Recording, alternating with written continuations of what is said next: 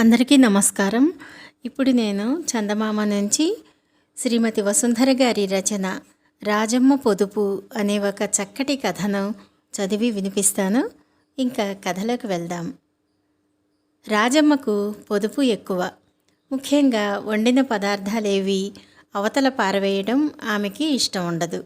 ఒక రోజున ఆమె పక్కింటి కైలాసం కుటుంబాన్ని భోజనానికి పిలిచింది. కైలాసం తిండి పుష్టి కలవాడు. అందుకని రాజమ్మ వంటకాలన్నీ కాస్త ఎక్కువగా వండింది. అయితే ఆ రోజు కైలాసం ఆరోగ్యం అంత బాగాలేదు. ఆ కారణంగా ఆయన ఆటే తినలేకపోయాడు. పదార్థాలు చాలా మిగిలిపోయాయి. అతిథులు వెళ్ళిపోయాక ఇవన్నీ ఏం చేసుకుంటాం, చాలా మిగిలిపోయాయి అంటూ రాజమ్మ భర్త సీతయ్య కలవరపడ్డాడు. ఆ సంగతి నేను చూస్తానులే అన్నది రాజమ్మ.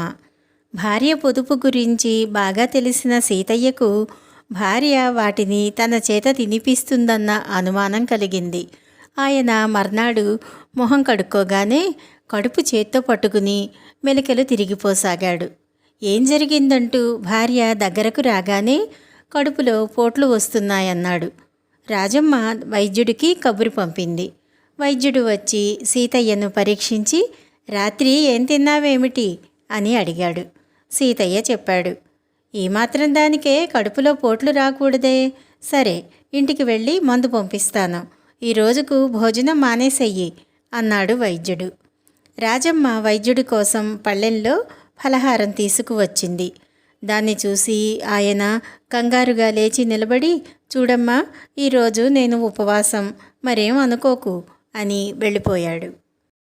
ఆయన ఉపవాసం, మీకు ఒంట్లో బాగోలేదు, ఈ పదార్థాలన్నీ చెల్లుబడి అయ్యేదెలాగా అన్నది రాజమ్మ దిగులుగా. ఆకలితో ఉన్న వాళ్ళనెవరినైనా పిలిచి భోజనం పెట్టు, ఆకలి రుచి ఎరుగుదంటారు, నీకు పుణ్యం కూడా వస్తుంది అన్నాడు సీతయ్య. రాజమ్మ వీధి అరుగు మీదకి వెళ్ళింది. అలా పోతున్న మునసబు గారి పాలేరు కనపడ్డాడు. ఏరా, అలా నీరసంగా కనబడుతున్నావు, ఇంకా ఏమీ తినలేదా అంటూ రాజమ్మ వాణ్ణి ఆప్యాయంగా పలకరించింది. అవునమ్మా, దేనికో కోపం వచ్చి అయ్యగారు నిన్న రోజంతా నన్ను గదిలో పెట్టి తాళం వేశారు, ఇప్పుడే వదిలారు అన్నాడు పాలేరు. అయ్యో పాపం, మా ఇంట్లో పిండి వంటలతో భోజనం సిద్ధంగా ఉంది, భోంచేసి వెళ్దువు గాని పద అన్నది రాజమ్మ. రాజమ్మ మండువాలో విస్తరివేసి ఒక్కొక్క పదార్థమే వడ్డించసాగేసరికి పాలేరు కంగారుగా లేచి, చూడండి అమ్మగారు, మా ఇంట్లో వాళ్ళంతా నేనేమయ్యానో అని 1000 కళ్ళతో ఎదురుచూస్తూ ఉంటారు, మరెప్పుడైనా ఇంత తిండి పెడుతురు గాని అంటూ వీధిలోకి వెళ్ళిపోయాడు. అదేమిటి వాడు అలా వెళ్ళిపోయాడు అన్నది రాజమ్మ సీతయ్యతో. నువ్వు వడ్డించినవన్నీ నిన్నటివని పసిగట్టాడేమో అన్నాడు సీతయ్య.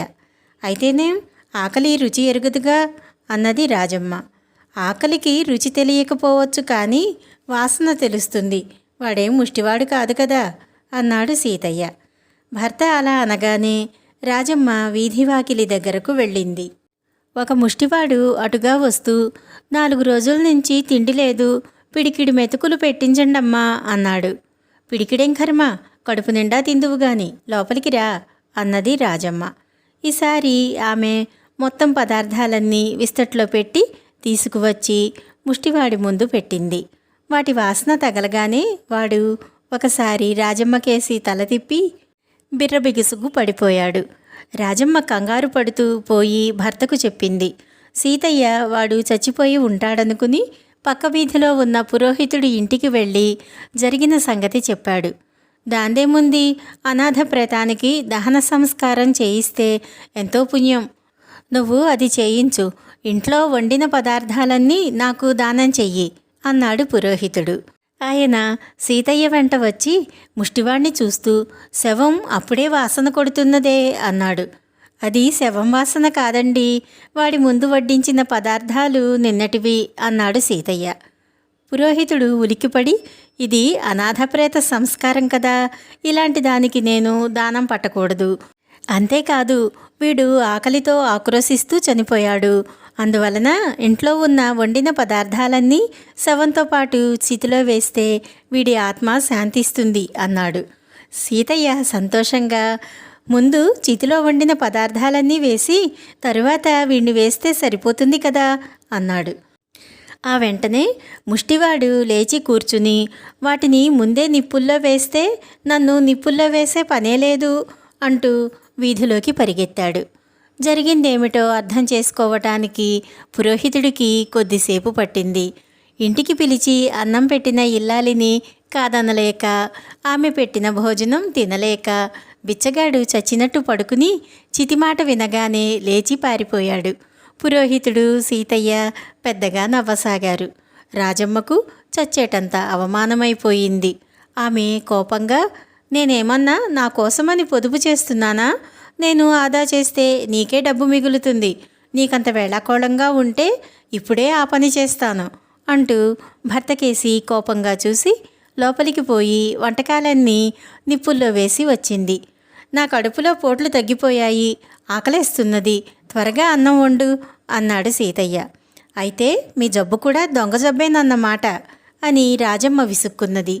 భార్యాభర్తల గొడవ మధ్య తనెందుకని పురోహితుడు మెల్లగా అక్కడి నుంచి జారుకున్నాడు. ఆ సమయంలో వైద్యుడు హడావిడిగా ఇంట్లోకి వస్తూనే, సీతయ్య, మందు పంపటానికి ఎవరూ దొరకలేదు, నేనే తెచ్చాను, ఆలస్యానికి ఏమీ అనుకోకు అన్నాడు. ఎందుకు? వారిదంతా దొంగ జబ్బు అని రాజమ్మ వైద్యుడికి జరిగినదంతా చెప్పింది. అయితే ఇంకేం, ఆ పదార్థాలన్నీ నిప్పులో వేశావు కనుక నేను ఉపవాసం మానేశాను, నాకు విస్తరి వెయ్యి అన్నాడు వైద్యుడు. అందరికీ అందరే అని రాజమ్మ విసుక్కుంటూ వంటగదిలోకి వెళ్ళింది. ఆనాటి నుంచి ఆమె వండిన పదార్థాలు ఏమైనా మిగిలిపోతూ ఉంటే వాటిని అప్పటికప్పుడే ఎవరికైనా ఇవ్వటం అలవాటు చేసుకున్నది. ఈ కథ ఇంతటితో సమాప్తం. నమస్కారం.